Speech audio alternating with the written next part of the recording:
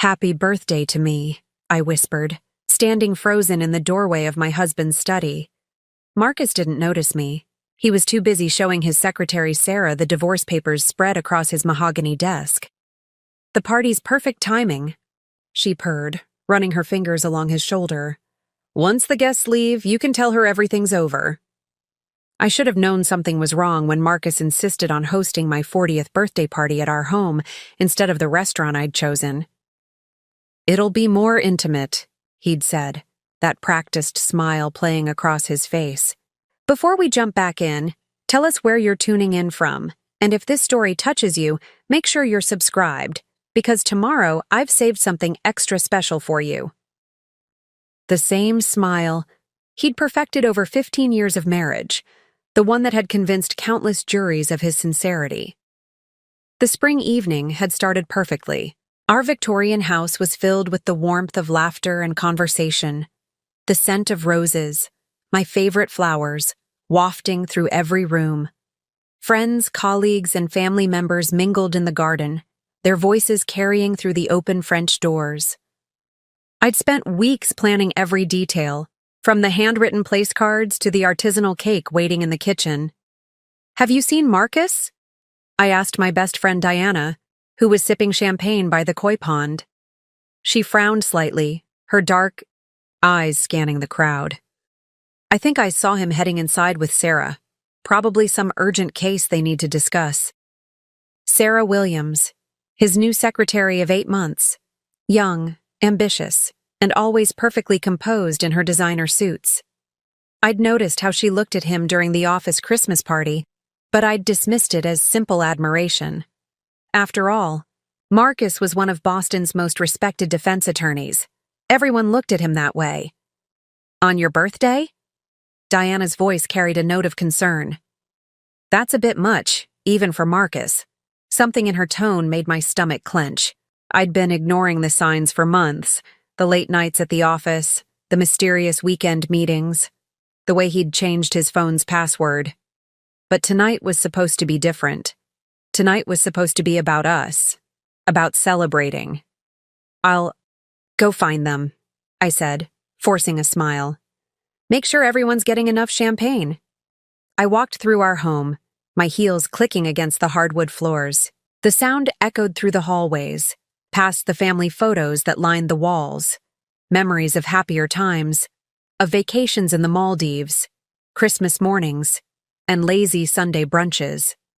Each step felt heavier than the last as I approached Marcus's study. The door was slightly ajar, a sliver of warm light spilling into the darkened hallway. I heard their voices before I saw them, hushed but clear in the relative quiet of the house's interior. "Everything's prepared," Sarah's voice, silky and confident.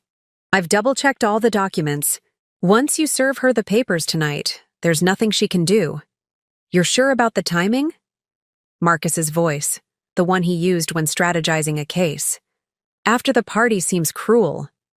"It's perfect timing," Sarah replied. "She'll be emotional, vulnerable, more likely to sign quickly without scrutinizing everything. We've worked too hard to let her find out about the offshore accounts or the property transfers." I stood there, my hand pressed against the doorframe, my world tilting on its axis. The party sounds faded to a distant hum as blood rushed in my ears. Through the gap in the door, I could see them clearly.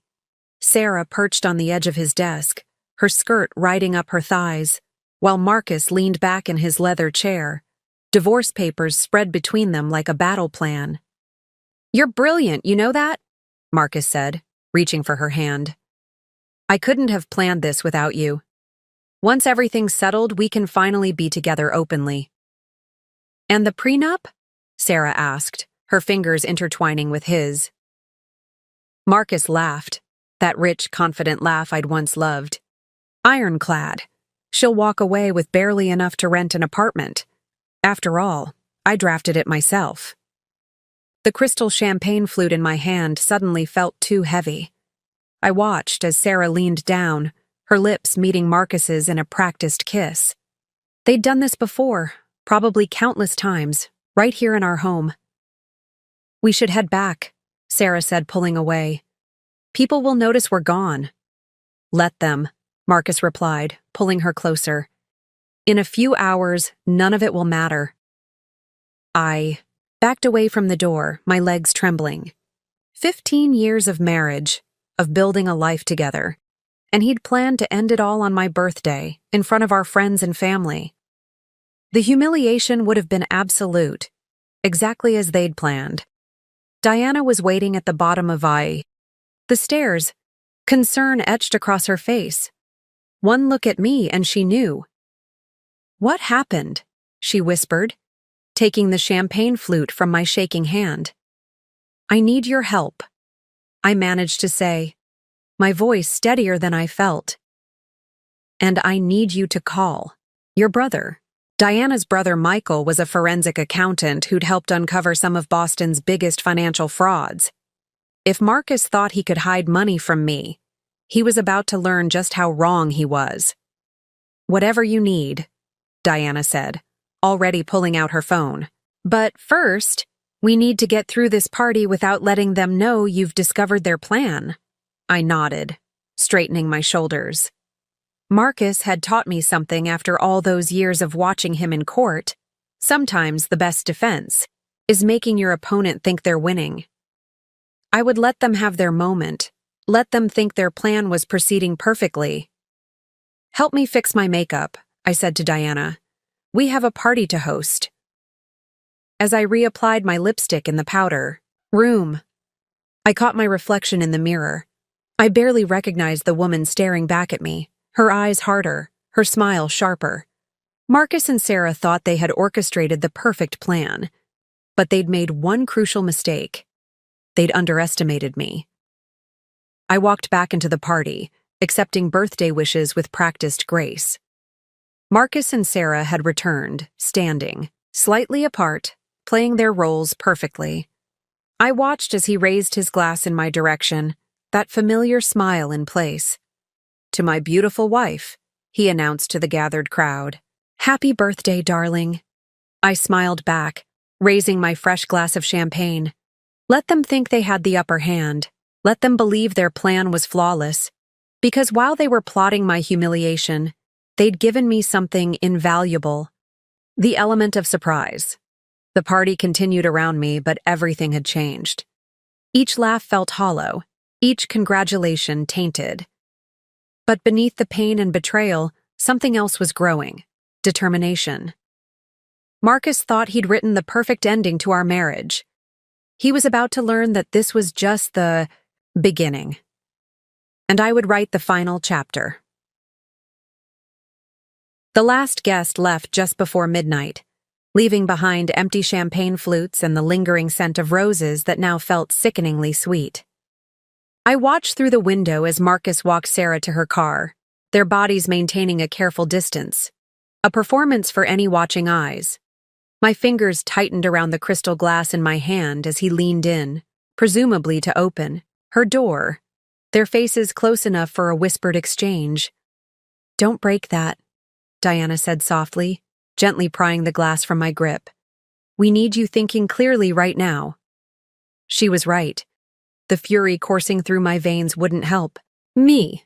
I needed precision, calculation, the same skills I'd used building my own interior design firm from the ground up while Marcus climbed the ranks at Harrison and Palmer Law.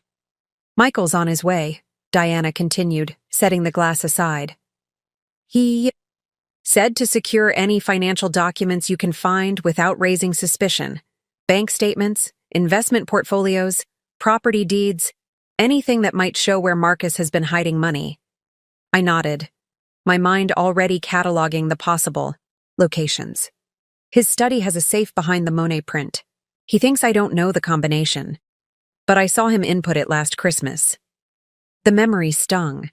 I'd been watching him that day to see what he was hiding, thinking it might be my gift. How naive I'd been. The front door opened, and Marcus's footsteps echoed through the foyer. Diana squeezed my hand. "Remember, let him think he's in control. We need time to build our case." Preparing and narrating this story took us a lot of time, So if you are enjoying it, subscribe to our channel. It means a lot to us. Now back to the story. Marcus appeared in the doorway, his tie loosened, that practiced smile still in place. "Wonderful party, darling, though you must be exhausted. Why don't you head up to bed? I have a few case files to review." Case files. Is that what he called the divorce papers now? I forced a smile. Years of hosting law firm dinners making it feel almost natural. "Of course. Don't work too late." The words tasted like ash in my mouth. Diana gathered her things, playing her part perfectly. "Thanks for a lovely evening. Lunch. Tomorrow?" Her tone was casual, but her eyes conveyed the urgency. We had work to do. "Perfect," I replied. "That new place on Beacon Street?" Once Diana left, I climbed the stairs to our bedroom, our shared space of 15 years that now felt like a stranger's room. How many nights had he lain beside me, planning my downfall? How many mornings had he kissed me goodbye before meeting Sarah? I heard his study door close, followed by the muffled sound of his voice. Probably calling Sarah, unable to wait even an hour before speaking to her again. I changed into silk pajamas, an anniversary gift from Marcus that I now wanted to burn, and pretended to settle into bed. 2 hours later, his footsteps moved from his study to the guest room. He didn't even try to hide it anymore. His excuse of late-night work, wearing thin months ago. The guest room had gradually accumulated. His things, a spare toothbrush, pajamas, his favorite robe. Another sign I'd chosen to ignore. Once I was certain he was asleep, I slipped out of bed. The house creaked familiarly beneath my feet as I made my way to his study. The Monet print swung aside silently. I'd oiled the hinges last week under the guise of spring cleaning, revealing the wall safe. 6/22/19, our wedding date. The irony wasn't lost on me as the safe clicked open. Inside, organized with his typical precision, lay folders of documents. My hands trembled as I used my phone to photograph each page, careful to return them exactly, as I'd found them. Bank statements showing large transfers to accounts I'd never seen. Property deeds for a beachfront condo in Martha's Vineyard purchased 6 months ago. And there, at the bottom, a manila envelope containing a copy of the divorce papers he planned to serve me. I photographed everything, my lawyer's daughter instincts kicking in about maintaining evidence. As I reached to replace the last folder, something caught my eye. A small velvet jewelry box tucked in the back corner. Inside lay a platinum necklace I'd never seen, the price tag still attached. An early birthday gift for Sarah, no doubt. The sound of a door opening somewhere in the house sent me into action. Everything back in place, safe closed, painting straightened. I was halfway to the door when Marcus's voice froze me in place. "Trouble sleeping, darling?" He stood in the doorway, wearing the monogrammed robe I'd given him last Christmas. His expression was curious, but I caught the flash of concern in his eyes. "Good. Let him worry." "I was looking for aspirin," I said, gesturing to my head. "Too much champagne, I suppose." "In my study?" I forced a sheepish laugh. "Force of habit. I forgot you moved it to the guest bath." A pointed comment that made him shift uncomfortably. "Right. Well, try to get some rest. Big day at the firm tomorrow." I slipped past him, feeling his eyes on my back. In our bedroom, I finally allowed myself to breathe. My phone felt heavy in my pocket, weighted with evidence of his betrayal. I sent a quick text to Diana. "Documents secured. Meet earlier?" Her response was immediate. 7 a.m. Michael's bringing a friend, a divorce attorney who owes him a favor. Sleep was impossible. I lay in bed, my mind racing through 15 years of memories, re-examining each one for signs I'd missed. The late-night calls he'd step out to take. The business trips that seemed to multiply after Sarah joined the firm. The way he'd grown, protective of his phone, angling it away when messages arrived. Around dawn, I heard him leave for his morning run, another recent habit that coincided with Sarah's early morning yoga sessions at the park near our house. How many of their plans had been made during those innocent-seeming exercise routines? I dressed carefully, selecting a cream silk blouse and charcoal pencil skirt that projected confidence and control. In the kitchen, I went through the motions of my morning routine, brewing coffee I wouldn't drink, setting out his preferred breakfast dishes. The security camera I'd installed last week, another home improvement project, would show I'd maintained our normal schedule. Diana was already waiting when I arrived at the cafe, Michael beside her with a man I didn't recognize. "Elizabeth," Diana said, standing to hug me. "This is James Patterson, best divorce attorney in Massachusetts." James's handshake was firm, his expression serious. "Michael filled me in. You did well documenting everything last night, but we need to move fast. Men like Marcus, they always have contingency plans. Tell them what you found," Michael urged, sliding a coffee toward me. For the next hour, I laid out everything: the hidden accounts, the property deeds, the carefully orchestrated plan to blindside me at my own birthday party. With each detail, James's expression grew darker. "Classic signs of premeditated financial concealment," Michael said, reviewing the photos on my phone. "The timing of the transfers, the property purchases through shell corporations. He's been planning this for at least a year." "What do we do?" I asked, my voice steady despite the storm raging inside. James leaned forward, his voice low. "First, we protect your assets. Then we gather more evidence. And finally," he smiled grimly, "we show Marcus exactly why you don't underestimate a woman who's built her own empire." As we outlined our strategy, my phone buzzed with a message from Marcus. "Dinner tonight, to continue celebrating your birthday." I showed the message to James, who nodded approvingly. "Perfect. Keep him thinking everything's normal. Meanwhile, we're going to turn his perfect plan into his worst nightmare." Looking at the small group assembled around me, Diana's fierce loyalty, Michael's analytical brilliance, James's strategic mind, I felt something I hadn't experienced since overhearing Marcus and Sarah in the study. Hope. Marcus thought he'd orchestrated the perfect betrayal, but he'd forgotten one crucial detail about me. I wasn't just his wife of 15 years. I was the woman who'd built a successful business from nothing, who'd navigated the cutthroat world of luxury design, who'd learned to read people as well as I read blueprints, and I was just getting started. The next morning, I sat in James Patterson's corner office on the 20th floor of a downtown high-rise, watching as he and Michael pored over the documents I'd photographed. The city skyline stretched out behind them, a stark contrast to the intimate betrayal we were dissecting. "Look at this," Michael said, pointing to a series of transactions.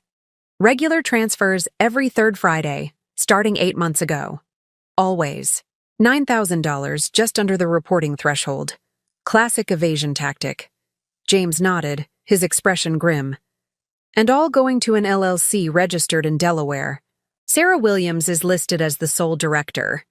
He looked up at me. "When did you say she started working for Marcus?"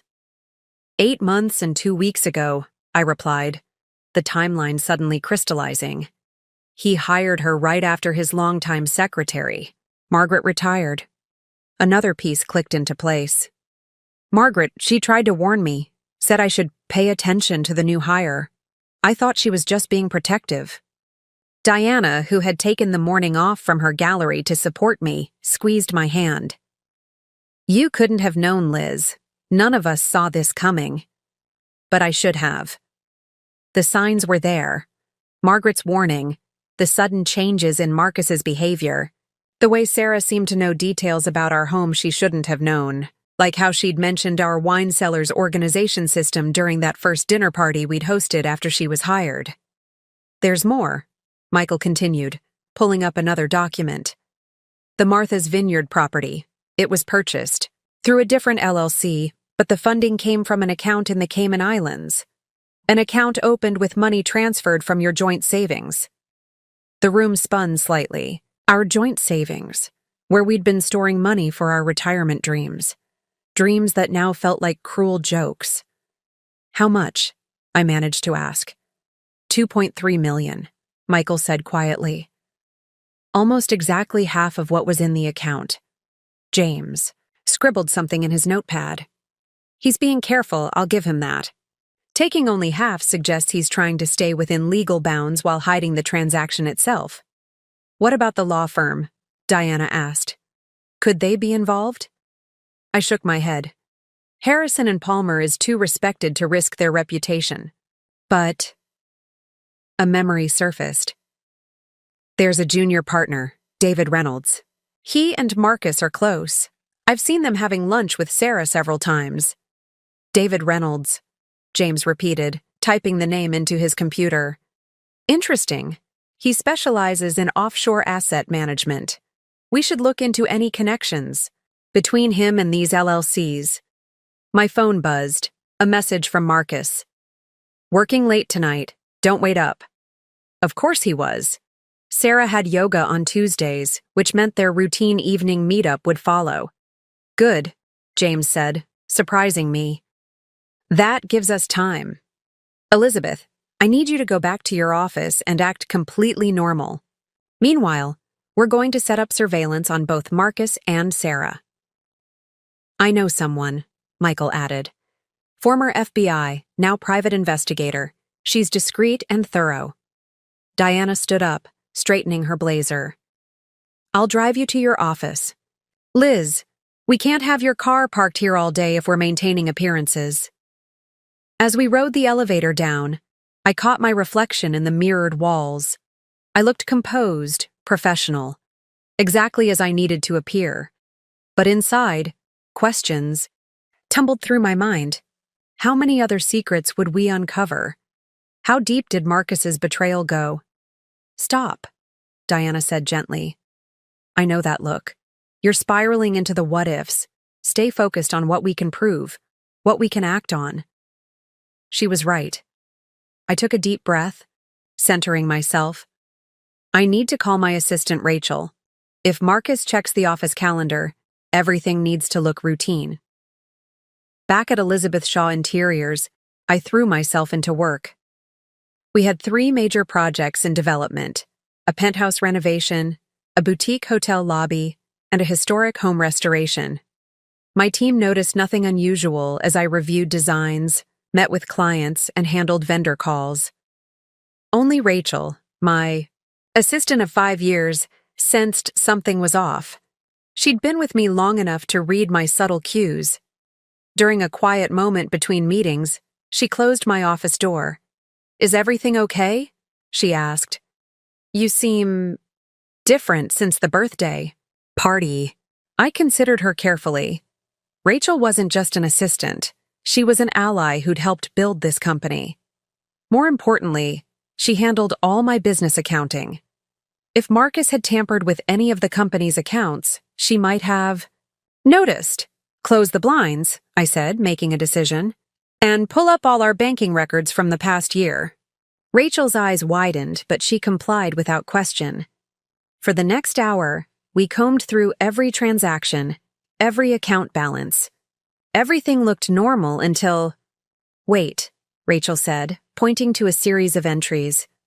These wire transfers? To our Italian suppliers? Something's not right. I leaned closer.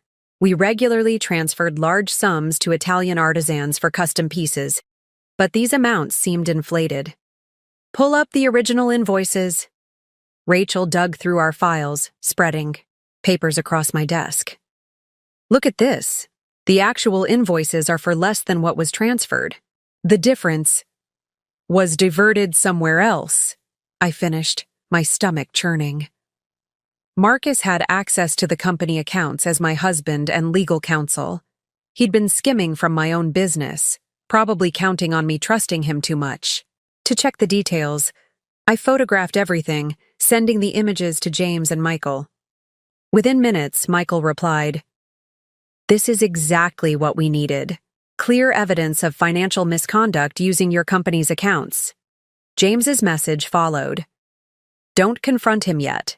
We're building a case that will leave him no wiggle room." Rachel watched me, concern etched on her face. "What do you need me to do?" "For now, nothing obvious. But I need you to flag any unusual transactions, especially international transfers. And Rachel." I met her eyes. "This stays between us." She nodded, firmly. "Of course. You built this company from nothing, Elizabeth. I won't let anyone threaten that." By late afternoon, Michael's investigator had already made progress. Diana forwarded me photos showing Marcus and Sarah leaving a real estate office in Back Bay. Not his usual territory. His firm's offices were downtown. "The agent they met with specializes in luxury condos," Michael's message explained. "Same real estate group that handled the Martha's Vineyard property. They were house hunting, planning their future while dismantling mine. The thought should have devastated me, but instead, it hardened my resolve. I worked late, knowing Marcus wouldn't be home anyway. In the quiet of my office, surrounded by the designs and plans that represented years of hard work, I began my own investigation. Every joint account, every shared investment, every property decision, I documented it all. Around 8, Diana brought dinner and news. The PI followed them to a restaurant in the South End. Very cozy, very intimate. She got photos and audio. I forced myself to eat while Diana played the recording. Marcus's voice, warm and intimate in a way it hadn't been with me for months, discussing their future plans. Sarah's laughter, followed by discussion of the divorce timeline. After, "The Anderson case wraps up," Marcus was saying, "the publicity from winning will overshadow any gossip about the divorce.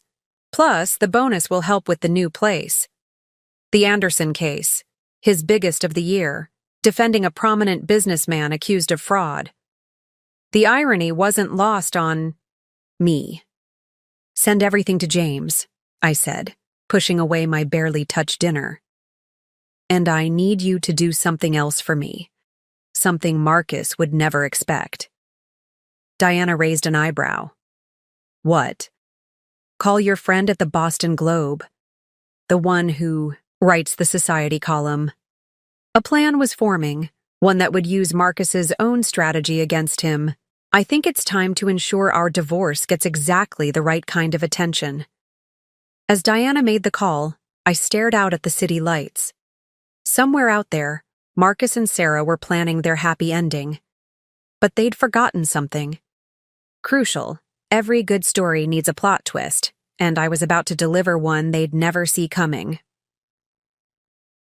The Boston Globe Society columnist Vivian Parker met me for coffee at an obscure cafe in Brookline, far from Marcus's usual haunts. Diana's connection had paid off.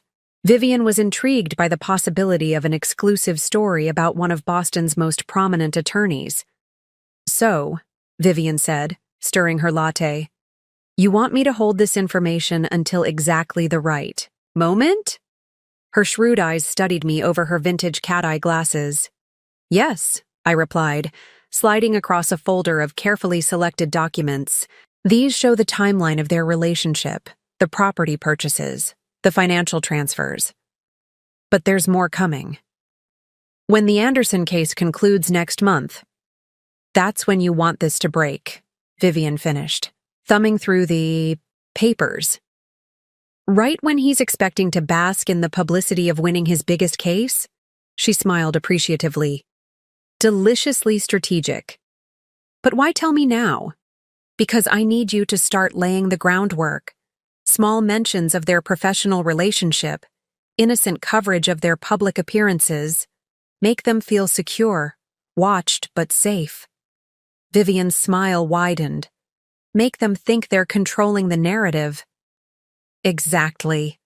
As if on cue, my phone buzzed with a message from Michael's PI. More photos of Marcus and Sarah, this time entering a private viewing at an exclusive jewelry store on Newberry Street.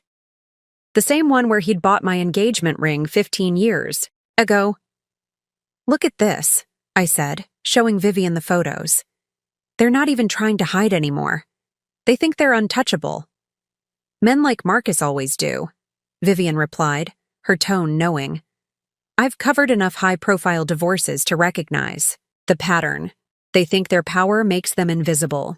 After Vivian left, I met with James and Michael at their temporary command center, a private office they'd rented under Michael's consulting firm's name. The walls were covered with timelines, financial charts, and surveillance photos. 6. Weeks of investigation had revealed a betrayal far deeper than I'd initially imagined. The jewelry store visit confirms it, Michael said, pinning up the latest photos. He's liquidating assets through luxury purchases, harder to trace than direct transfers. James nodded, adding another note to his growing file. Classic strategy. The jewelry becomes gifts that can be sold later for cash. But he made a mistake. He held up a document. The store requires insurance registration for major purchases. We can subpoena those records. Diana burst in, waving her tablet. You need to see this. Sarah just updated her private Instagram account. The photo showed a delicate hand, Sarah's, resting on a restaurant table, a distinctive ring glinting on her finger. The caption was cryptic. New beginnings coming soon. The location tag showed an upscale restaurant in Providence, 2 hours from Boston. They're getting sloppy, James observed. Too confident. This helps us establish a pattern of ongoing relationship. There's more, Diana continued, scrolling through her tablet. I had my gallery assistant do some digging. Sarah's not just Marcus's secretary. She used to work for David Reynolds, the junior partner. The pieces clicked together. That's how they met, I said, standing to pace the room. David must have introduced them, knowing Marcus was looking for a new secretary when Margaret retired. Michael was already typing on his laptop. David Reynolds. Let me check something. His fingers flew over the keyboard. Got it. He's listed as a director on one of the LLCs that received money from Marcus's hidden accounts. They're all in it together, I realized. David helped set up the offshore accounts, introduced Marcus to Sarah, probably helped plan the whole thing. James was making notes rapidly. This is good. The more people involved, the more likely someone will crack under pressure. We should... He was interrupted by my phone ringing. Marcus's face appeared on the screen. I held up a hand for silence and answered, keeping my voice casual. Hi, honey. Elizabeth? Marcus's voice was warm, practiced. I was thinking about our anniversary next month. What if we took a trip? Just the two of us? My heart pounded. Our anniversary was 3 weeks after the Anderson case concluded, when he was planning to serve the divorce papers. He wanted to take me away to do it privately, minimize the public scandal. That sounds wonderful, I replied, forcing enthusiasm into my voice. Where were you thinking? The Maldives? Like our honeymoon?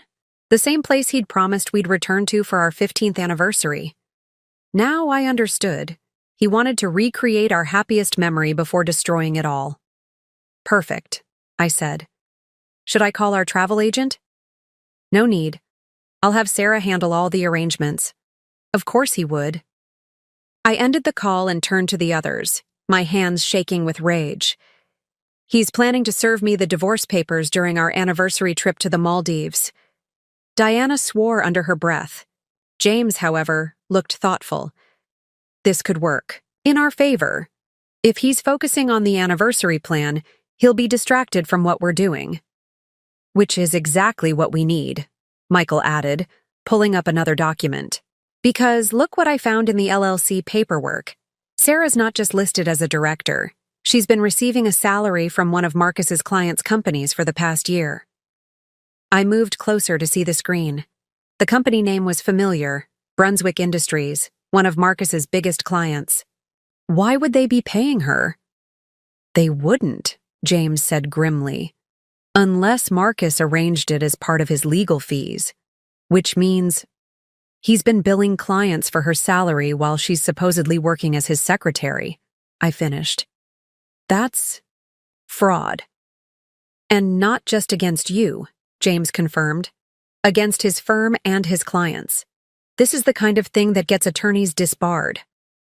The implications were staggering. Marcus hadn't just betrayed me.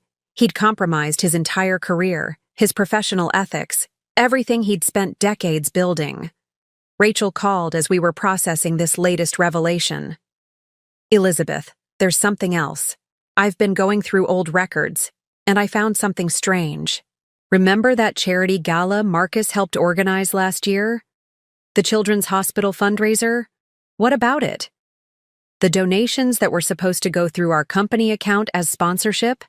They never reached the hospital. They were redirected to another account first. My blood ran cold. Marcus had handled all the legal aspects of my company's charitable giving. How much? $500,000. Rachel's voice was tight with anger. I've got the paper trail. He used our company's reputation to legitimize the transfers, then diverted the funds. I shared this new information with the others. James immediately grasped the significance. This is perfect. Charitable fraud is toxic for an attorney's reputation.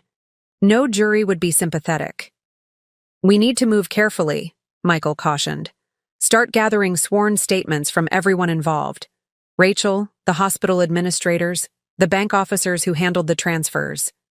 Diana was already making calls, her gallery assistant researching more connections between Sarah, David Reynolds, and Marcus's other clients.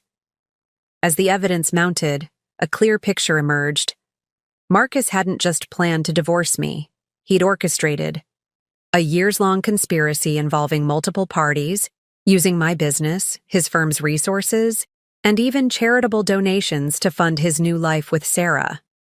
The Anderson case concludes in 3 weeks, James said, reviewing our timeline. Then, he plans to take you to the Maldives 2 weeks after that. We need to be ready before then. I stared at the wall of evidence, each photo and document representing another layer of betrayal. Marcus thought he was playing a sophisticated game, but he'd forgotten something crucial about me. I'd spent 15 years watching him work, learning how he thought, understanding his strategies, and now I was going to use everything he'd taught me to destroy everything he'd built. Call Vivian, I told Diana. Tell her to start dropping those breadcrumbs in her column. Let's make Marcus and Sarah feel secure in their perfect plan. As Diana made the call, I added one final note to our timeline. Anniversary trip, Maldives. But unlike Marcus's version, this wouldn't be an ending. It would be my beginning. Vivian's first article appeared in the Boston Globe's Society pages. 3 days later, a seemingly innocent piece about power couples in Boston's legal world. Marcus and I were featured prominently, with a subtle mention of his dedicated new secretary, who had helped streamline his prestigious practice. The photo showed us at my birthday party, Marcus's arm around my waist, Sarah visible in the D background. Perfect, James said, reading the article in his office. Establishing the background while hiding the knife. I studied the photo, remembering the moment it was taken. Just minutes after I'd overheard them in the study, all of us playing our parts perfectly. Marcus called me this morning, I said. He's already booked the Maldives trip, through Sarah, of course. Of course, Diana muttered from her position, by the window. Because every husband has his secretary book his anniversary trip. Michael entered, carrying a thick folder. Speaking of Sarah, you won't believe what we found. He spread documents across James's desk. She's been busy. 3 new bank accounts opened in the past month, all under different variations of her name. Sarah Williams, Sarah W. Bennett, S. Whitney Bennett. Bennett, I asked, the name triggering something in my memory. Her mother's maiden name, Michael confirmed. She's establishing alternate identities. Classic preparation for moving money, quietly. James picked up one of the documents. These accounts, they're all at banks where Brunswick Industries does business. Marcus's client, I remembered. The one paying her hidden salary. Exactly. Michael pulled up more records on his laptop. And look at this. Brunswick Industries just opened a new division in Singapore. Care to guess who's handling the legal work? David Reynolds, I said. the pieces clicking together. They're setting up their escape route. Once the divorce is final, they'll probably transfer Sarah to the Singapore office, with Marcus joining later under the guise of expanding the firm's international presence. Not if we can help it, James replied grimly. These overseas accounts give us leverage. No judge looks kindly on hidden assets, especially when they cross international borders. Diana's phone buzzed. Rachel just sent something interesting. Marcus visited your office yesterday while you were at the site meeting. My head snapped up. What? Security footage shows him accessing your private files. Rachel says he spent almost an hour in your office. James was already reaching for his phone. We need to sweep for devices, if he's planted anything. No. I interrupted, a realization hitting me. He wasn't planting anything. He was looking for evidence that I know. I turned to Michael. Can we use this? The unauthorized access? Definitely. It shows consciousness of guilt, plus potential corporate espionage if he accessed any client files. A knock at the door made us all freeze. James's assistant poked, her head in. Sorry to interrupt, but there's someone here you need to meet. She stepped aside, revealing an elegant older woman I recognized immediately. Margaret? I stood, shocked to see Marcus's former secretary. What are you doing here? Margaret Reynolds, no relation to David, had been Marcus's secretary for 20 years before her sudden retirement. She closed the door behind her, her expression determined. I've been following Vivian's column, she said, reading between the lines, and it's time you knew the real reason I retired. For the next hour, Margaret revealed a pattern of behavior that made my blood run cold. Marcus and David Reynolds had been planning this for years. Sarah wasn't just a random hire. She'd been carefully selected and groomed for her role. They started positioning her 2 years ago, Margaret explained. David would bring her to firm events, introduce her around. I noticed how she always managed to be wherever Marcus was. Then the documents started disappearing. What documents? James asked sharply. Financial records? Client billing statements? At first, I thought I was just misplacing things. Then I found copies of privileged documents in Sarah's desk, papers she shouldn't have had access to. Did you confront them? I asked. Margaret's laugh was bitter. I tried. That's when the threats started. Subtle at first, comments about my age, about modernizing the firm. Then David Reynolds made it clear, take early retirement with a generous package, or face accusations of incompetence. They forced you out, Diana realized, to make way for Sarah. And to protect their scheme, Margaret added. I have copies of everything I managed to document. Dates, transactions, meetings. I've been waiting for the right moment to come forward. James was already pulling out a legal pad. We need to get your official statement. This establishes a long-term pattern of conspiracy. As Margaret detailed everything she'd witnessed, I remembered all the times she'd tried to warn me in her subtle way. The concerned looks, the careful comments about keeping my own records, her insistence that I maintain separate accounts for my business. There's something else, Margaret said, reaching into her bag. The day before I left, I made copies of Marcus's private calendar, including entries about meetings with Sarah going back 18 months before I retired. Michael whistled softly as he reviewed the calendar. This is gold, shows premeditation, directly contradicts any claim that the relationship started after she was hired. Why didn't you show me this before? I asked Margaret softly. She met my eyes. Would you have believed it then? Sometimes we need to discover the truth in our own time, when we're ready to see it. She was right. Even if she'd shown me proof months ago, I probably would have found ways to explain it away. I needed to catch them in the act myself to finally accept the truth. Diana's phone buzzed again. Another update from the PI, Marcus. And Sarah just had lunch with David Reynolds at that new place on the waterfront. They looked celebratory. The Anderson case, James said. The trial starts next week. They must be confident about winning. I stood, moving to the window. Below, Boston's financial district hummed with activity, oblivious to the drama unfolding in this office. They think everything's falling into place. The case will end in triumph, the divorce will be handled quietly during the Maldives trip, and they'll start their new life with no one the wiser.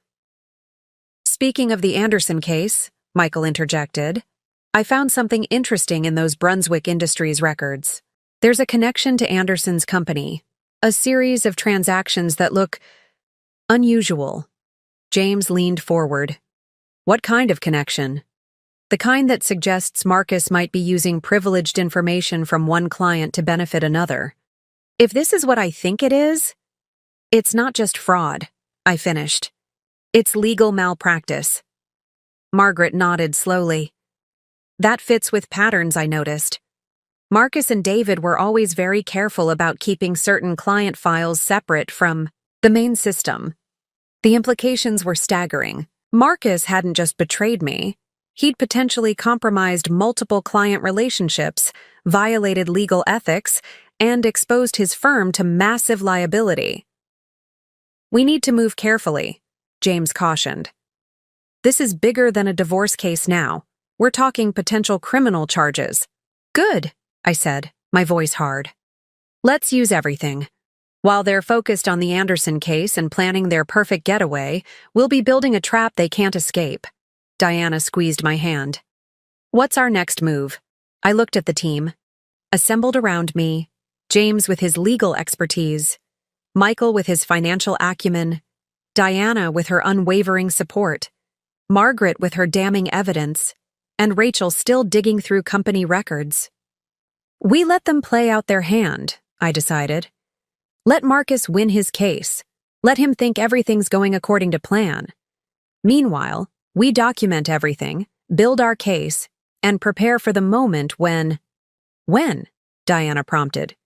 When I serve him divorce papers, I smiled grimly, at the exact moment he plans to serve me. In the Maldives, in front of everyone who matters in his world. The room fell silent as they absorbed the audacity of the plan. Finally, James nodded, approvingly. Poetic justice, but we'll need to time everything perfectly. Leave that to me, Margaret said. I still have friends at the firm. I can help coordinate the timing. As we began plotting out the details, I felt a strange sense of calm. Marcus had spent years crafting his betrayal, thinking he was the master strategist, but he'd forgotten something crucial.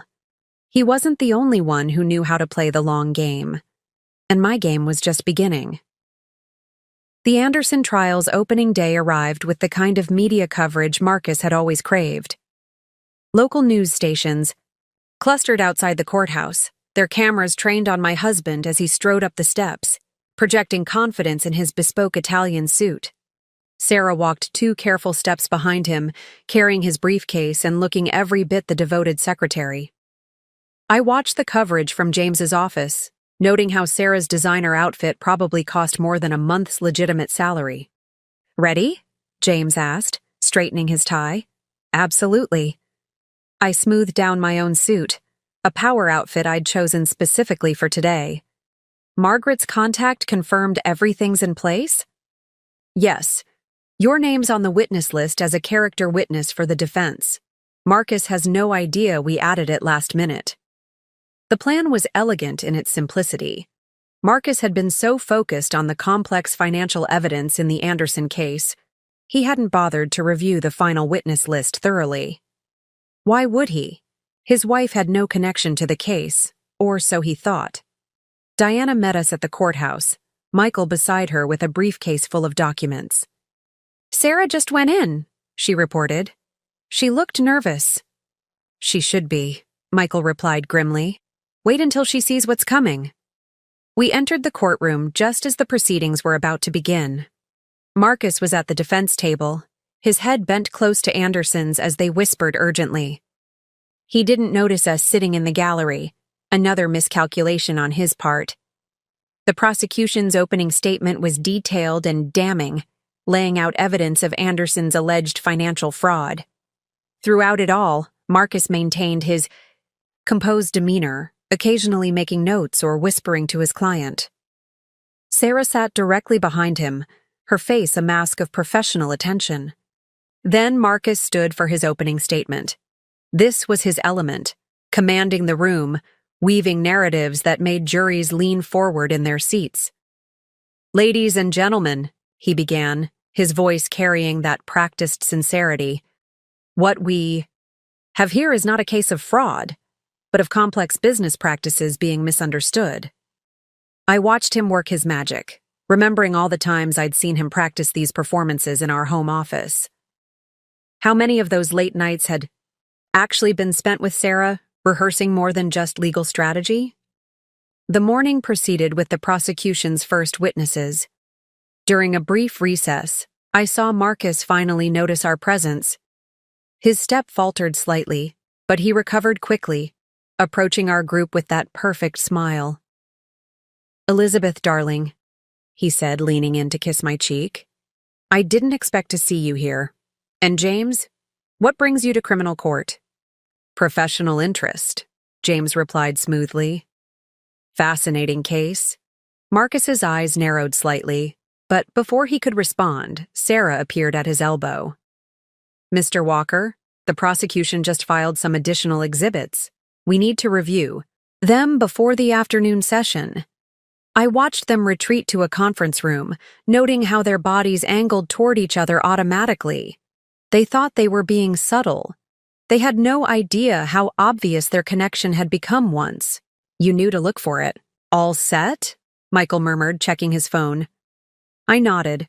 The prosecution was about to rest their case, setting up the defense's presentation, setting up our trap.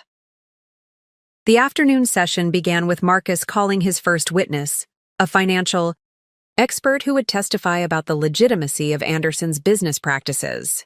As the testimony dragged on, I could see some jurors struggling to stay engaged through the technical details. Then the judge announced, "The defense calls Elizabeth Walker to the stand." The reaction was immediate. Marcus's head snapped up from his notes, his face showing genuine shock for the first time I could remember. Sarah dropped her pen, scrambling to retrieve it as I walked confidently to the witness stand. After I was sworn in, Marcus approached, struggling to maintain his composure. "Mrs. Walker," he began, his voice carefully modulated, "could you please state your relationship to the defendant?" "Certainly," I smiled. "Besides being your wife, I'm also one of Mr. Anderson's business partners." The silence in the courtroom was absolute. Marcus froze, his practiced poise cracking. "I don't understand." Through my interior design firm, I continued pleasantly. "We've been handling all the renovations for Anderson Properties' luxury developments. In fact, I have quite detailed records of our business relationship." Marcus's face had gone pale. He knew what was coming. All those transactions he'd hidden, all the money he'd diverted through my company's accounts. It was all about to come to light. "Your Honor," he stammered, "I request a brief recess." "Denied," the judge replied. "Please continue with your witness, Mr. Walker." For the next 30 minutes, I led Marcus through a carefully choreographed dance. Every question he asked opened another door he didn't want opened. Every attempt to redirect only made things worse. Through it all, I maintained a pleasant, helpful demeanor, just a witness doing my civic duty. "And these financial records," I said, gesturing to the documents James had ready, "show a pattern of transactions that might be relevant to the case."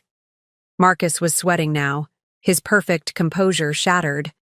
In the gallery, Sarah sat rigid with tension, her knuckles white around her notebook.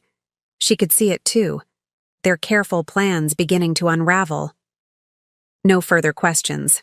Marcus finally managed, retreating to the defense table. The prosecutor rose, a predatory gleam in her eye. She'd been briefed about what was coming. "Mrs. Walker, could you elaborate on these financial records?" "Objection." Marcus shot to his feet. "These records weren't part of discovery." "Actually," The prosecutor smiled. They were submitted last week. Perhaps you missed them in your review. For the next hour, I walked the jury through a complex web of transactions, all legitimate on the surface, but revealing something very different when examined closely. By the time I stepped down from the witness stand, the jury was fully engaged, several of them taking detailed notes. During the next recess, I watched Marcus and Sarah huddled with Anderson in a corner, their urgent whispers carrying an edge of panic. David Reynolds had appeared as well, his face dark with concern as they showed him documents on Sarah's tablet. Phase 1 accomplished, James said quietly as we left the courthouse. They know they're vulnerable now, but they don't yet realize how much we know. Diana was practically bouncing with satisfaction. Did you see Sarah's face when you mentioned the overseas transactions? I thought she was going to faint. Marcus will try to damage control, Michael warned. He'll want to know how much you've discovered, how long you've been investigating. Let him wonder, I replied, feeling truly confident for the first time in weeks. While he's scrambling to cover his tracks here, he won't see what's coming next. Back at James's office, we reviewed the day's events. Margaret had been right. Marcus had been using privileged information from multiple clients to orchestrate his financial schemes. Today's testimony had exposed just enough to make him nervous, while holding back our biggest revelations for later. Anderson's going to start asking questions, James predicted, about where his money's really been going, about why his lawyer's wife seems to know so much about his finances. And the prosecutor? I asked, already requesting additional banking records. Once she starts pulling those threads? My phone buzzed, a message from Marcus. We need to talk about what happened today. I showed it to the others. Diana snorted. He's probably trying to figure out how to spin this, make you look like you're confused about the transactions. Let him try, I replied, deleting the message without responding. The evidence speaks for itself. As we prepared to leave for the day, Margaret called with an update from her sources at the firm. The partners are asking questions, she reported, especially about David Reynolds' involvement with Anderson's accounts. They're planning an internal audit. Everything was falling into place. The first cracks had appeared in Marcus's perfect facade, and they would only grow larger. He'd spent years building his house of cards, thinking he was untouchable. Today, we'd pulled out the first card. Soon, the whole thing would come crashing down. I arrived home to find Marcus waiting in the kitchen, his tie loosened, a glass of scotch in his hand. Want to tell me what that was about today? He asked, trying to sound casual. Just doing my civic duty, I replied innocently. After all, you always say everyone should tell the truth in court. His eyes narrowed slightly. Some of those records you mentioned, where did you get them? Oh, you know me, I smiled, heading upstairs. I like to keep good business records, for tax purposes. Let him stew on that, I thought as I closed our bedroom door. Let him wonder what else I might have documented, what else I might know. The Maldives trip was 3 weeks away. By then, we'd have everything in place for the final act of this drama. Marcus thought today was just an unfortunate surprise. He had no idea it was just the beginning. As I got ready for bed, I heard him on the phone in his study, his voice carrying an edge of urgency I'd never heard before. Phase 1 had accomplished exactly what we'd hoped, the first victory in what would become a war, and I was just getting started. The morning after my courtroom testimony, Boston's legal community was buzzing with speculation. Vivian's latest column, strategically placed in the Globe's business section, raised subtle questions about the connections between Anderson's case and several other high-profile clients represented by Harrison and Palmer. I sat in my office at Elizabeth Shaw Interiors, watching the dominoes begin to fall. Rachel had just forwarded an email from one of the firm's senior partners requesting a meeting to discuss our ongoing business relationship. They were getting nervous. Mrs. Walker? My intercom buzzed. There's a Mr. Anderson here to see you. He doesn't have an appointment. I exchanged glances with Diana, who had been reviewing our latest evidence. This was unexpected, but not unwelcome. Send him in. Robert Anderson strode into my office, looking considerably less polished than he had in court yesterday. His designer suit was slightly rumpled, his face bearing the shadows of a sleepless night. "Mrs. Walker," he said, declining my offer to sit.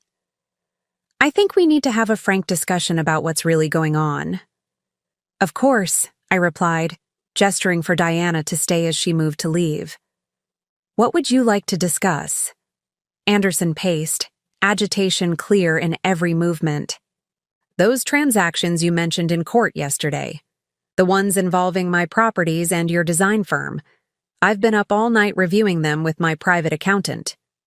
And they don't match our official records." He stopped pacing, fixing me with an intense stare. "There are discrepancies, large ones, money that was supposed to go to renovations but seems to have disappeared." I opened my laptop, turning it to show him a spreadsheet Rachel had prepared. "You mean transactions? Like these?" His face paled as he scanned the numbers. "These are different from what Marcus showed me. He said all the extra costs were for premium materials, custom orders from Italy." "Some were," I acknowledged, "but not all. Notice the routing numbers on these transfers?" Anderson leaned closer, his banking background evident in the way he quickly grasped the implications. "These went through shell companies before reaching your vendors. But why would Marcus—" He trailed off, realization dawning. "He's been skimming from the transactions." "Not just from yours," I added quietly.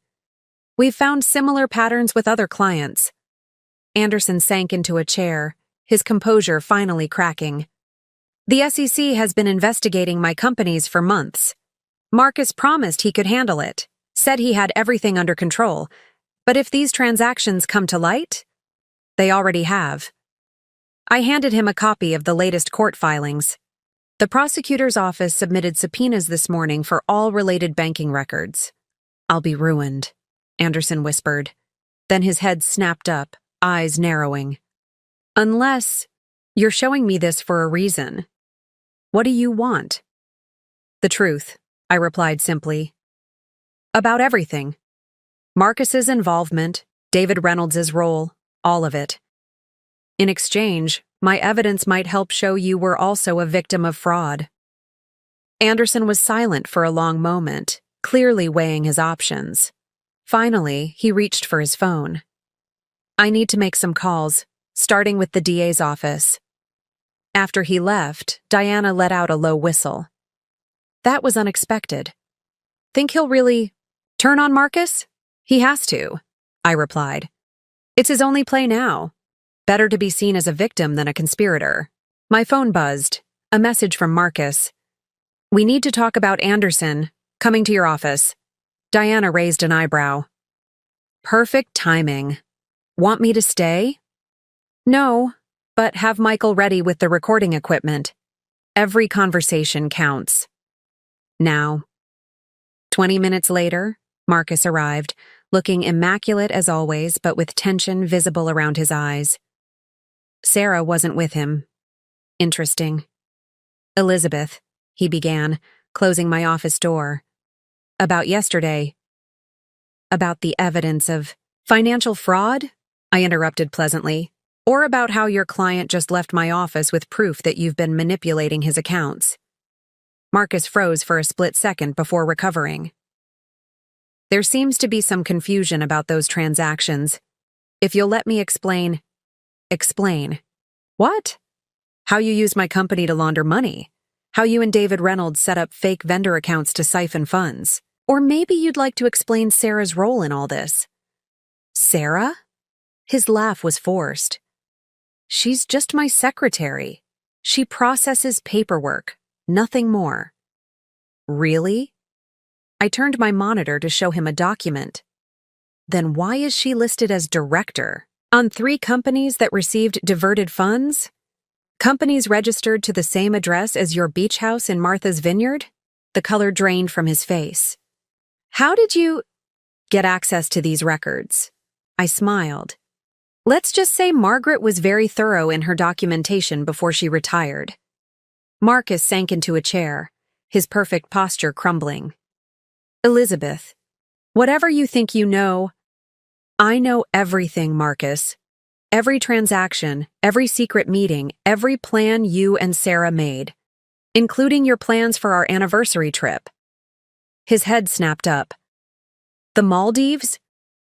Did you really think serving me divorcee papers on the beach where we honeymooned was clever? Or was that Sarah's idea of poetic justice? Before he could respond, my intercom buzzed again. Mrs. Walker? There are some gentlemen here from the SEC. They have a warrant. Marcus stood so quickly he knocked over his chair. I pressed the intercom. Button. Send them in. Elizabeth, he said urgently. Whatever you're doing, think carefully. We can work something out. Like you worked things out with Anderson, with Brunswick Industries, with the Children's Hospital charity funds. The door opened to reveal two serious-looking men in dark suits. Marcus Walker? One asked, though it clearly wasn't a question. We need you to come with us. We have some questions about certain financial transactions. As they led Marcus out, I saw Sarah rushing down the hallway, panic clear on her face. She stopped short at the sight of the SEC agents, her designer handbag slipping from nerveless fingers. My phone lit up with messages. James. DA's office got Anderson's statement. They're moving on David Reynolds next. Michael. Brunswick. Industries Board just called an emergency meeting. Diana. Vivian's story about the charity funds just went live. Rachel. The firm's partners are here. They want to see all our records. Everything was unraveling faster than even we had planned.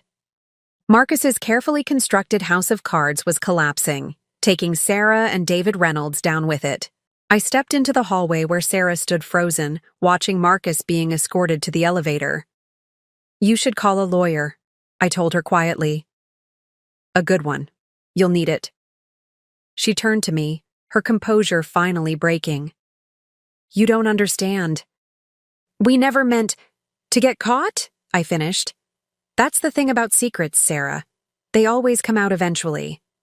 Back in my office, I called James to update him. Marcus just got picked up by the SEC. Sarah's falling apart. How long until they move on David Reynolds? Already happening, he replied. Margaret's evidence was the key. Once they saw the pattern of client fund manipulation. And the Maldives. Trip? Still on as far as they know. But now we have a new wrinkle. The firm's senior partners want to meet with you tomorrow. They're talking about a full audit of all cases involving your company. I smiled, remembering all the careful documentation Rachel and I had prepared. Perfect. Time to show them exactly how their star attorney has been operating. As the days, events unfolded, I felt a strange mix of satisfaction and sadness. The life I'd built with Marcus was over, but it had died long before today. What was ending now was the illusion, the carefully maintained facade of perfection. My phone buzzed. One final time. A message from Margaret. Just heard from my contact at the firm. They've suspended Marcus pending investigation. Sarah's been escorted out of the building. The first phase of our plan had succeeded beyond expectations. But we weren't done yet. The Maldives trip was still 2 weeks away, and I had one final card to play. Marcus thought today was devastating. He had no idea what was coming next. The Maldives stretched below our private seaplane like a string of pearls scattered across turquoise velvet. Despite everything that had happened over the past 2 weeks, Marcus had insisted on keeping our anniversary trip. His desperation to maintain appearances had worked perfectly into our plans. Beautiful, isn't it? He said, reaching for my hand. I allowed the contact, noting how his fingers trembled slightly. The confident lawyer was cracking under pressure. The past 14 days had been a carefully orchestrated dance. The SEC investigation had been temporarily sealed at the request of the DA's office, allowing Marcus one last chance to incriminate himself further. Sarah had gone suspiciously quiet, her desk at Harrison and Palmer sitting empty while she supposedly dealt with a family emergency. The resort staff greeted us with flowered leis and coconut drinks, the same way they had 15 years ago during our honeymoon.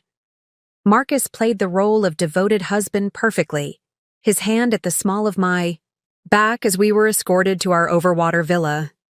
Just like before, he smiled, but the expression didn't reach his eyes. He kept checking his phone, though the resort's remote location meant limited service. Was he trying to reach Sarah? Or was he worried about the mounting evidence back in Boston? "I have a surprise for dinner," he said as we unpacked. "I've arranged something special at the private beach." Of course he had. The same beach where he'd proposed 15 years ago. The perfect setting for serving divorce papers. "That sounds lovely," I replied. "I have a surprise for you, too." His smile faltered slightly. "Oh? But it can wait until dinner." I spent the afternoon by our private pool, watching Marcus pace, on our villa's deck, making repeated attempts to call someone despite the spotty connection. Each failed call seemed to increase his agitation. Finally, as the sun began to set, we made our way to the beach. The resort had outdone themselves. Torches lined a path to a private dining setup, roses and candles scattered across crisp white linens. In different circumstances, it would have been romantic. "Wine?" Marcus offered, his hand slightly unsteady as he poured. "Not yet," I smiled. "I'm waiting for our guests." He froze mid-pour. "Guests?" Right on cue, voices carried across the beach. Through the gathering dusk, I saw them approaching, Diana and James, followed by 2 members of the resort's management team and Sarah. Marcus dropped the wine bottle. It hit the sand with a soft thud, red spreading like blood across the pristine white beach. "Sarah?" His voice cracked. "What are you—" "She received the same invitation you sent to the others," I said calmly, though I took the liberty of changing the delivery details. More figures emerged from the growing darkness. David Reynolds, looking considerably less polished than usual. Robert Anderson, flanked by 2 serious-looking men I recognized as FBI agents. And finally Margaret, carrying a familiar-looking briefcase. "What is this?" Marcus demanded, panic edging into his voice. "This," I said standing, "is your perfect moment, Marcus. Isn't this where you plan to serve me with divorce papers? In front of carefully selected witnesses, on the beach where our story began?" He stumbled back a step. "How did you know?" I gestured to Sarah, who looked like she might faint. "You really should be more careful about what you discuss in your study during birthday parties." The FBI agents moved forward, positioning themselves strategically. One of them spoke into a radio, and more lights appeared along the beach as additional agents emerged from their concealed positions. "Marcus Walker," the lead agent announced formally, "we have a warrant for your arrest on charges of wire fraud, money laundering, and embezzlement. You can't—" Marcus looked wildly around, his perfect facade crumbling completely. "This is a private island. You have no jurisdiction?" "Actually," James stepped forward, "they do. The Maldivian government has been very cooperative, especially given the international nature of your financial crimes." Sarah let out a small sob. "Marcus, they know everything. The accounts, the properties, the client funds." "Shut up!" Marcus snapped, but it was too late. "Mr. Reynolds," the FBI agent continued, "you're also under arrest as a co-conspirator." David Reynolds didn't resist as the second agent approached him. He looked defeated, his usual arrogance replaced by resignation. "The evidence is quite comprehensive," James continued, opening his briefcase. "Bank records, property deeds, client accounts, and of course, the original divorce papers you plan to serve tonight, complete with backdated signatures and falsified financial disclosures." Marcus lunged for the briefcase, but the FBI agents were faster. As they restrained him, I stepped forward, holding up a second set of papers. "Looking for these?" I asked. Don't worry, I brought my own divorce papers.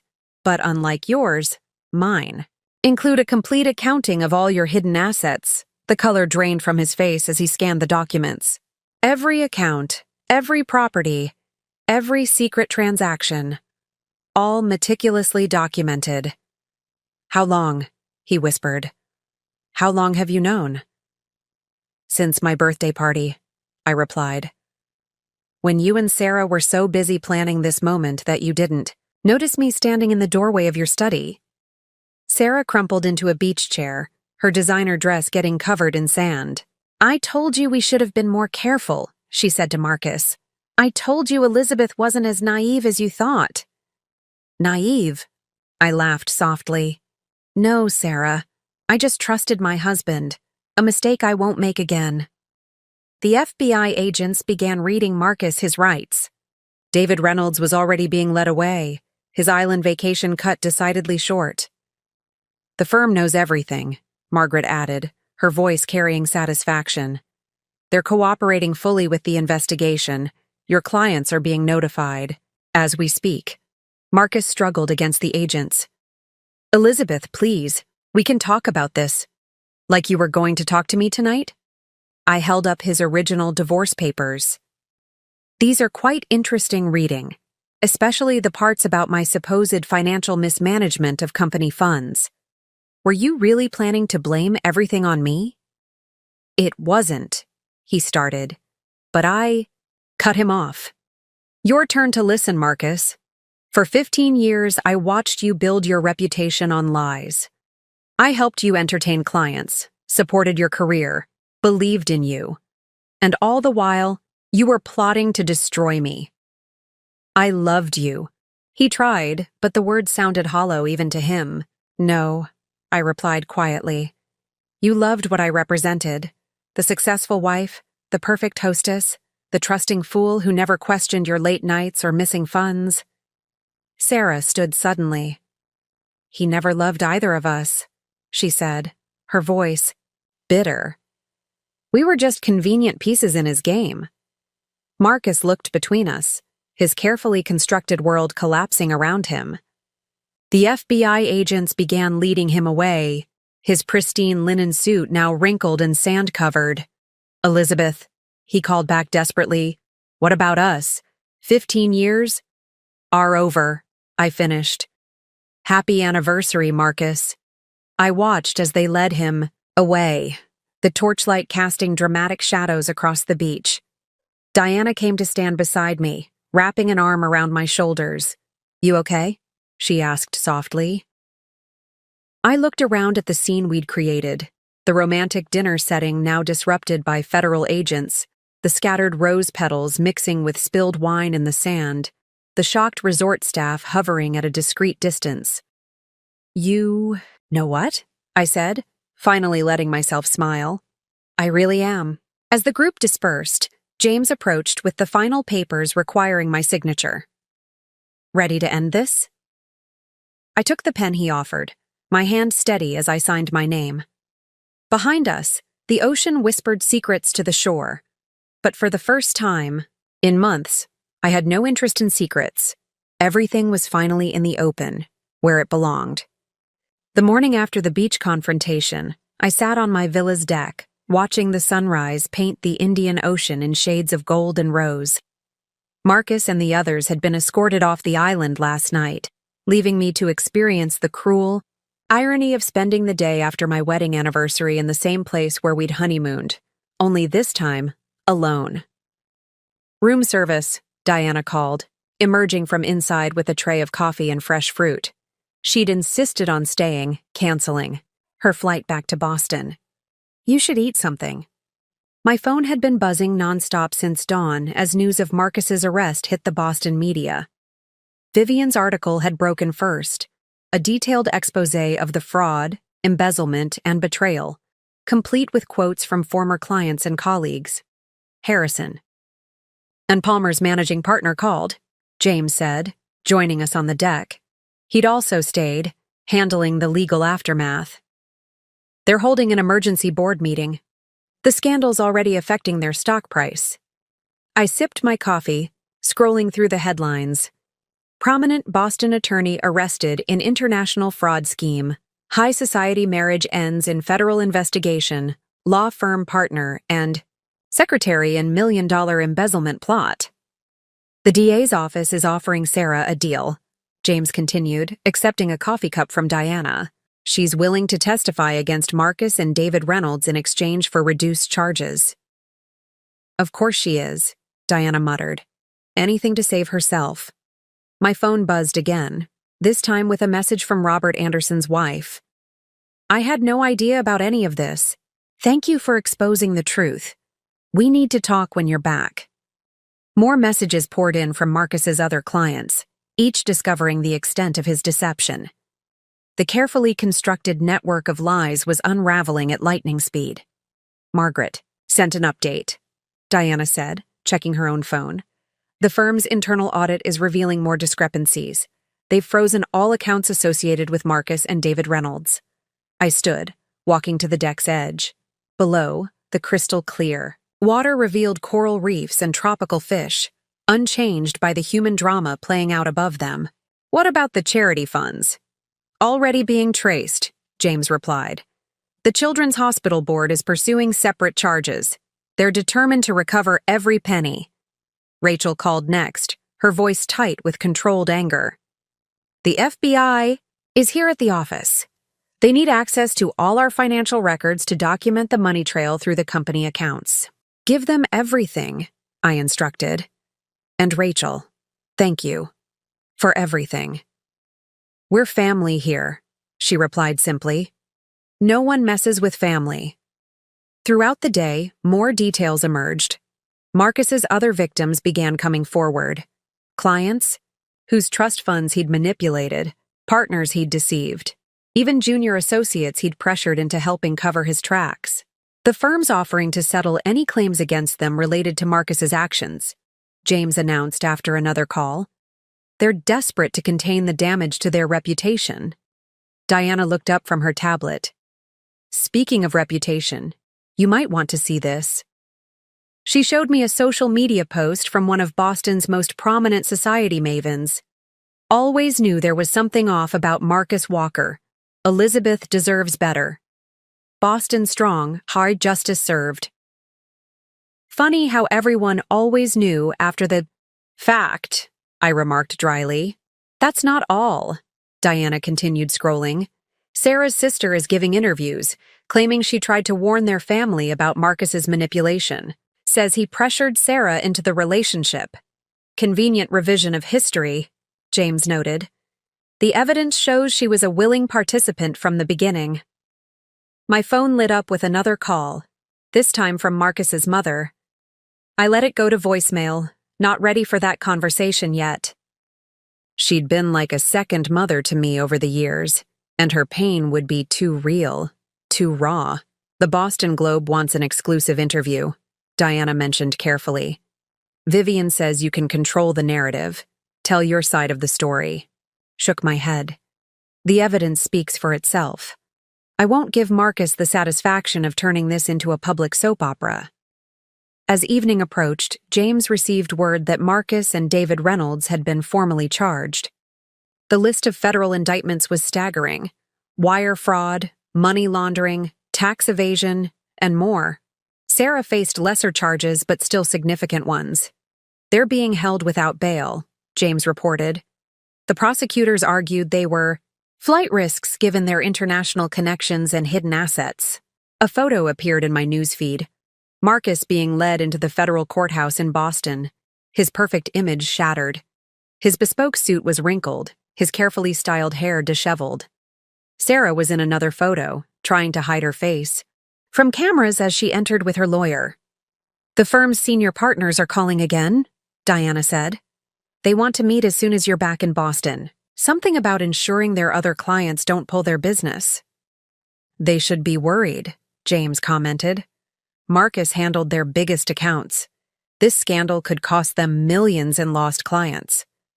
Rachel sent over the latest financial reports. Our company's stock had actually risen as news spread that we had helped expose the fraud. Messages poured in from industry colleagues, clients, and even competitors, all expressing support. Your interior design empire remains untouchable, Diana smiled. If anything, this has shown everyone how strong you really are. As night fell, over the Maldives, we sat on the beach, the same beach where everything had exploded just 24 hours ago. The resort staff had cleared away all evidence of last night's confrontation, but I could still see it playing out in my mind. What happens now? Diana asked softly.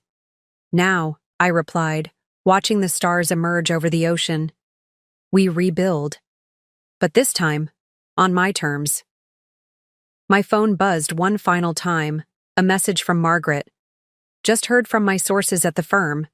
They're naming you in a press release, praising your courage and integrity in exposing the fraud. Damage control at its finest. I laughed quietly. The same firm that had enabled Marcus's schemes for years was now trying to position themselves as champions of justice. But it didn't matter. The truth was out, and no amount of corporate spin could change that. The DA wants to meet tomorrow when we land, James said. They're building their case for trial. Marcus will try to plea bargain, Diana predicted. He always said every case has a price. Not this one, I replied firmly. Some things can't be bought off or negotiated away. Some betrayals run too deep. As the waves whispered against the shore, I felt an unexpected sense of peace. The past 24 hours had changed everything, but they'd also set me free. Marcus's perfect plan had backfired spectacularly, destroying everything he'd tried to take from me. In the end, he'd orchestrated his own downfall, and I'd simply made sure he had the perfect audience for it. 6 months after the Maldives confrontation, I stood in my newly renovated office at Elizabeth Shaw Interiors, looking out over the Boston skyline. The city had changed, or maybe I was the one who'd changed, viewing everything through different eyes now. The morning's paper sat on my desk, featuring coverage of Marcus's plea deal. He'd finally broken, agreeing to testify against David Reynolds in exchange for a reduced sentence. 15 years of marriage had ended with 15 years in federal prison. The irony wasn't lost on me. Ready for the board meeting? Rachel asked, appearing in my doorway with a stack of reports. Our company had not just survived the scandal. We'd thrived, expanding into 3 new markets and doubling our client base. Almost, I replied, adjusting my blazer. Has the foundation's paperwork been finalized? The Elizabeth Shaw Foundation for Financial Literacy and Empowerment, my way of turning pain into purpose. We'd used part of the recovered funds to establish a program helping women understand and protect their financial interests. All set, Rachel confirmed. The first workshop series starts next month. We already have a waiting list. My phone buzzed, with a message from Diana. Sarah's sentencing is today. Want company for lunch after your meeting? Sarah had cooperated fully once she realized Marcus had planned to blame everything on her. Her testimony had been crucial in unraveling the full extent of the conspiracy. She'd face 5 years, served, at a minimum security facility, a far cry from the luxury lifestyle she'd imagined with Marcus. Mrs. Walker? My assistant's voice came through the intercom. Mr. Harrison is here for your meeting. Timothy Harrison, the managing partner of Harrison & Palmer, had been doing damage control for months. The firm had survived barely after implementing sweeping changes and paying substantial settlements to affected clients. Elizabeth, he greeted me, looking older than I remembered. Thank you for seeing me. Timothy, I gestured to a chair. What can I do for you? He placed a thick envelope on my desk. The final settlement papers, and a proposition. The firm's board would like to retain your services as our exclusive interior design contractor. I raised an eyebrow. Interesting timing. We're rebranding, he explained. New offices, new image. Your reputation for integrity would be valuable to us. My reputation for exposing fraud in your firm, you mean? He had the grace to look uncomfortable. We've made mistakes, serious ones, But we're committed to change. I studied him thoughtfully. Send over the proposal. I'll have my team review it. After he left, I opened another email. Photos from the DA's office showing David Reynolds being led away after his conviction yesterday.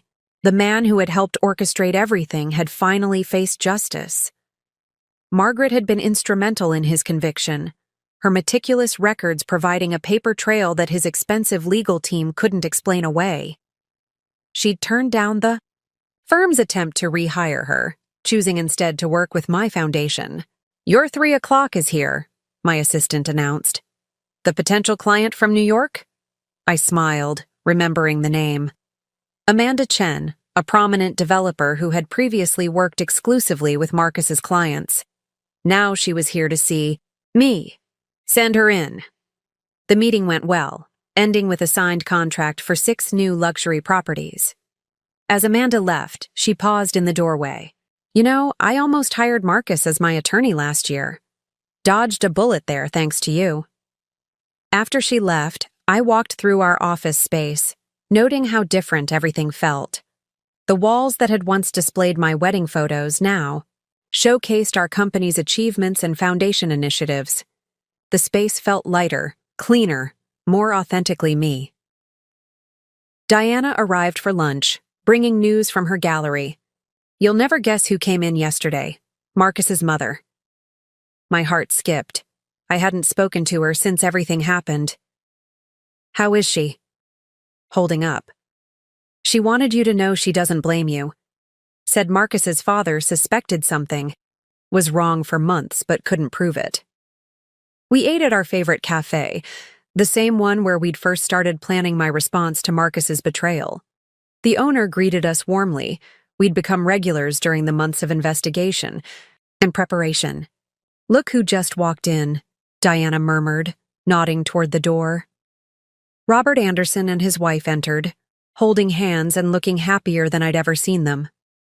After the truth came out, they'd worked through their own issues, stronger for having faced the crisis together. They spotted us and came over.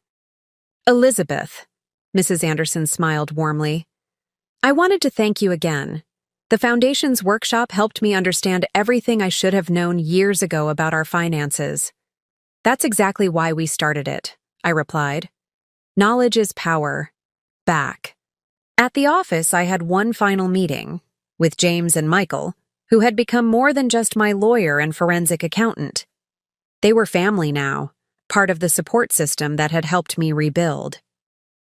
"The last of Marcus's hidden accounts has been traced," Michael reported. "Everything's been recovered and properly distributed to the victims." James added, "The divorce is officially final. All assets have been divided according to the court's ruling." I signed the last document, feeling a weight lift that I hadn't even realized I was still carrying. "So that's it? It's really over?" "Legally, yes," James smiled. "But your story? I think it's just beginning." That evening, I stood in my new penthouse apartment, watching the sunset paint the city in shades of gold. The space was entirely mine, decorated to my taste, filled with memories I'd chosen to keep and new ones I was creating. My phone lit up with a text from Diana. "Drinks tonight?" The usual crowd had expanded over the months. Diana, Rachel, Margaret, even some of the other women who'd been affected by Marcus's schemes. We'd formed a kind of unofficial support group, helping each other heal and grow. "On Sao? My way," I replied. As I grabbed my coat, I caught my reflection in the mirror. The woman looking back at me was different from the one who had stood frozen in Marcus's study doorway on her birthday. Stronger, wiser, but also more compassionate. I understood now that his betrayal hadn't broken me. It had revealed me. My phone buzzed again, a news alert about Sarah's sentencing. 5 years, just as expected. She'd looked small in the courtroom photos, nothing like the confident seductress who had thought she could take my life. I felt no satisfaction in her fate, only a quiet acknowledgement that justice had been served. The same justice that would keep Marcus behind bars, that had ended David Reynolds' legal career, that had exposed the truth to everyone who needed to see it. Downstairs, my driver waited to take me to meet the others. Carlos had been with me through everything, his quiet loyalty never wavering.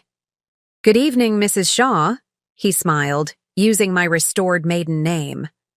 "Good evening, Carlos," I replied, feeling truly at peace for the first time in months. "It's a beautiful night, isn't it?" As we drove through the city, I thought about all the women who would attend next month's foundation workshop. Each one would learn what I had learned the hard way, that true strength comes not from avoiding betrayal, but from surviving it, from turning pain into purpose. Marcus had thought he was writing the end of our story. Instead, he had only written the end of his own, leaving me free to begin again. And this time, I was writing my story exactly as I chose. 1 year after my birthday party that changed everything, I stood at the podium of the Boston Women's Leadership Conference, looking out over a sea of attentive faces. The irony wasn't lost on me. I was speaking in the same hotel ballroom where Marcus had once hosted his firm's annual galas. "Betrayal," I began, my voice steady, "doesn't define you. It reveals you. It shows you exactly who you are when everything you believed in falls apart." The audience was filled with familiar faces, survivors of similar betrayals, participants from our foundation's workshops, professional women seeking to protect themselves. In the front row, Diana beamed proudly while Rachel recorded the speech for our foundation's website. When I discovered my husband and his secretary planning to divorce me at my own birthday party, I had 2 choices. I continued. I could crumble, or I could rise. I chose to rise. Margaret sat near the back, nodding encouragingly. She'd become one of our most valuable mentors, helping other women recognize the warning signs she'd once tried to show me. Her experience had proven invaluable in developing our foundation's programs.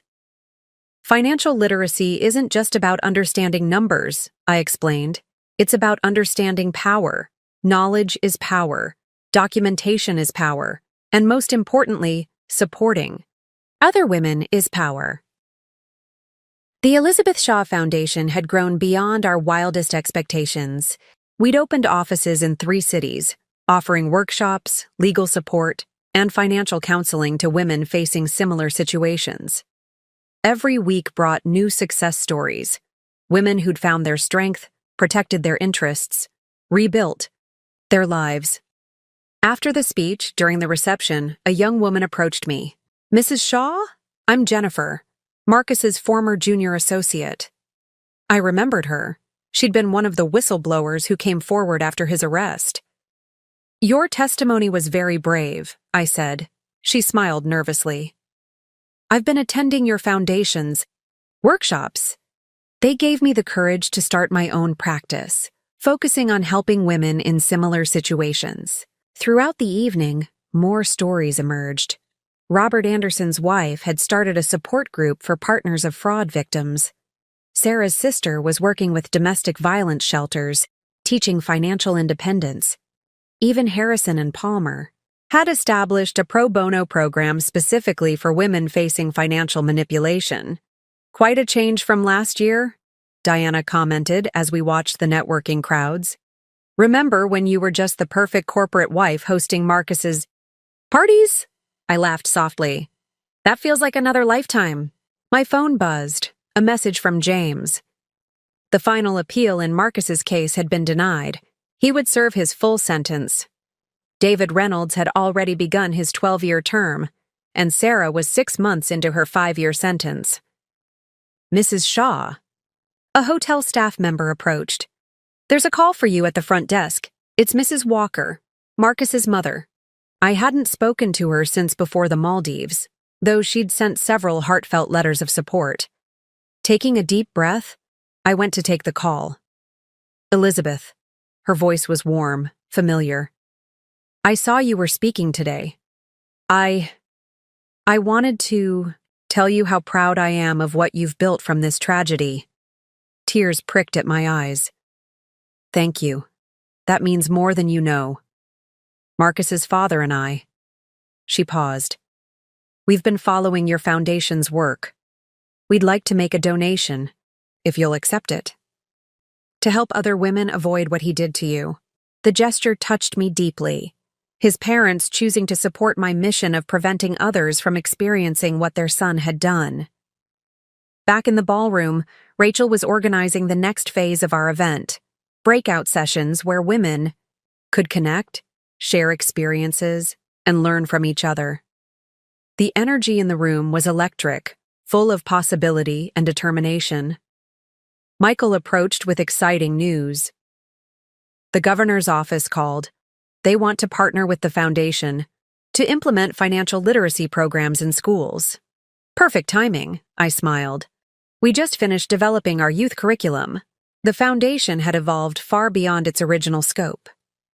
We now offered programs for teenagers, college students, and young professionals, teaching them to recognize and protect themselves from financial manipulation. Every week brought letters from women who'd found the strength to leave abusive situations, start their own businesses, reclaim their power. Diana joined us, champagne in hand. Have you seen the latest statistics? Reports of financial fraud are up 40% since last year. Not because there's more fraud, I noted, because more women are recognizing it and reporting it. They're not staying silent anymore. As the evening wound down, I found myself back at the podium, looking out over the women who remained, networking, supporting each other, building connections that would last long after the conference ended. 1 year ago, I addressed them. I thought my life was over. My husband and his secretary had planned to humiliate me, take everything I'd built, leave me with nothing. But they gave me something invaluable instead. They showed me my own strength. The room fell silent. Every face turned toward me. They thought they were writing my ending. Instead, they wrote their own. And in doing so, they gave all of us, a new beginning. Later that night, in my penthouse office, I reviewed the day's success with my core team. The foundation was expanding again, adding new programs, reaching more women.